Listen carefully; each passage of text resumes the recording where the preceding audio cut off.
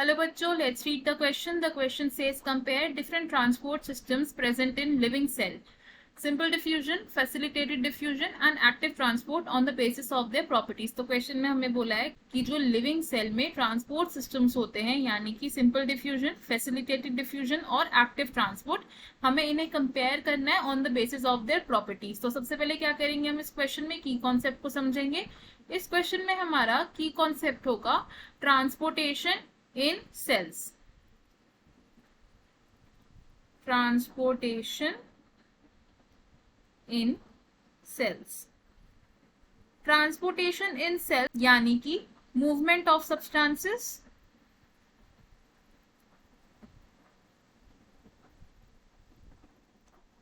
अब plant cells में ये जो मूवमेंट होती है सब्सटेंसेस की, ये अलग अलग टाइप्स की हो सकती है, जैसे कि simple diffusion,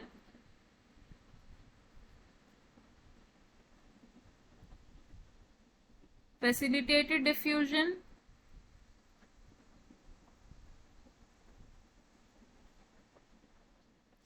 osmosis, active transport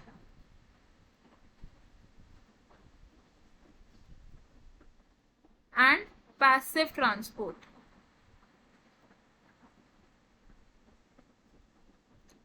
तो अगर हम बात करें इनमें से सिंपल डिफ्यूजन, फैसिलिटेटेड डिफ्यूजन और एक्टिव ट्रांसपोर्ट की, तो इन्हें हम कंपेयर करेंगे बाय मेकिंग 3 कॉलम्स एंड साथ में उनकी प्रॉपर्टीज। तो पहले कॉलम में हम लिखेंगे प्रॉपर्टीज,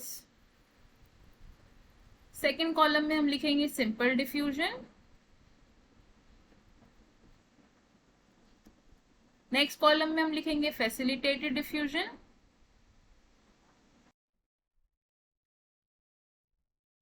और लास्ट कॉलम में हम लिखेंगे active transport.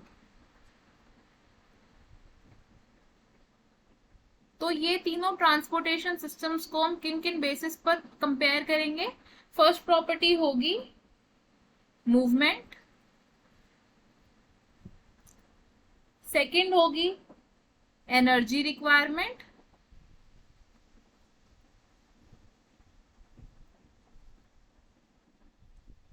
Third will be carrier requirement,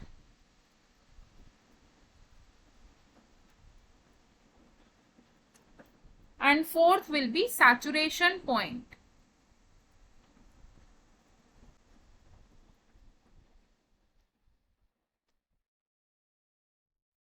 तो सबसे पहली प्रॉपर्टी क्या है, मूवमेंट।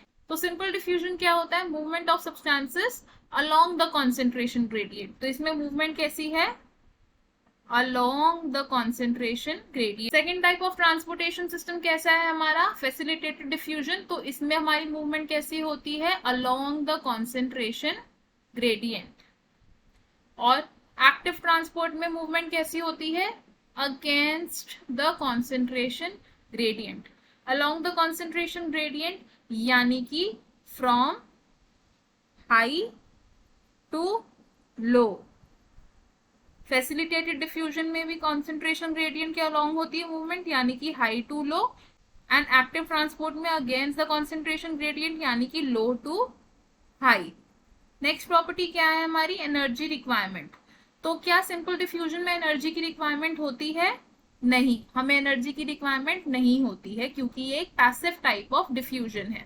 फैसिलिटेटेड डिफ्यूजन में भी हमें एनर्जी की रिक्वायरमेंट नहीं होती क्योंकि ये भी एक पैसिव टाइप ऑफ डिफ्यूजन है। एंड थर्ड यानी कि एक्टिव ट्रांसपोर्ट में एनर्जी की रिक्वायरमेंट होती है क्योंकि इसमें transportation against the concentration gradient हो रही है। थर्ड प्रॉपर्टी यानी कि the requirement of career.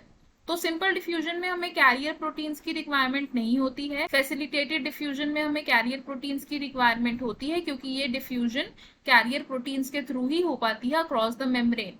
And third is active transport. तो एक्टिव ट्रांसपोर्ट में भी हमें कैरियर प्रोटीन्स रिक्वायर्ड होते हैं। Next property is saturation point, यानी कि क्या सिंपल डिफ्यूजन कभी सैचुरेट होगी या ऐसा कोई पॉइंट आएगा जब सिंपल डिफ्यूजन होना रुक जाएगी। तो हमारा आंसर है इसमें नो, क्योंकि सिंपल डिफ्यूजन तब तक चलती है जब तक कॉन्सेंट्रेशन ग्रेडियंट प्रेजेंट है, ये किसी और चीज पर डिपेंडेंट नहीं है। फैसिलिटेटेड डिफ्यूजन का सैचुरेशन पॉइंट होता है, ये तब तक होती है जब तक प्रोटीन्स यूज्ड अप नहीं हो जाते।